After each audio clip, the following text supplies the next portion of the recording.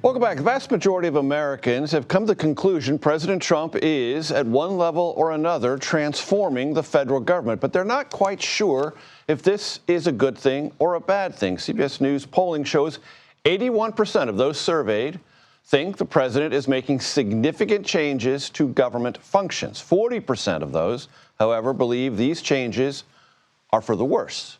CBS News Executive Director of Elections and Surveys, your friend and mine, Anthony Salvanto, joins me now from Studio 57. Anthony, always great to see you. Break this down for us. Indeed. Good to talk to you, Major. Look, when you ask people about this in principle, Donald Trump's efforts to reduce the staff at government agencies, you get this split, right? Democrats say they're opposed.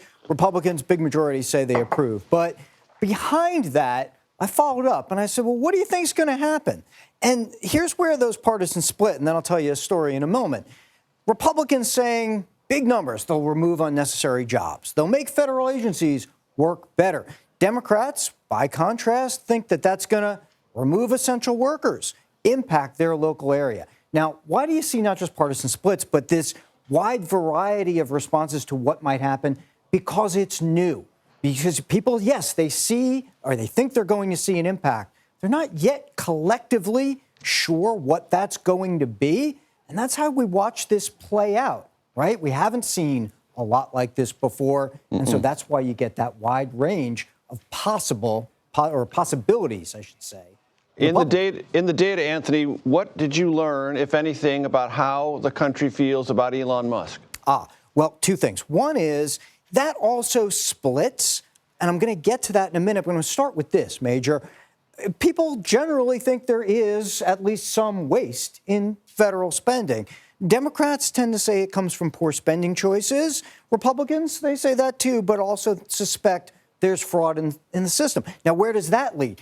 Depending on the way this breaks, you might say it also impacts what you think about Elon Musk and Doge. So that's why you see these partisan breaks on that, where Republicans, by and large, think it hit Doge and Elon Musk, ought to have at least some influence on government operations and spending, and the bulk of Democrats fall down there in the not much or none. That's what backfills opinion on Musk and Doge.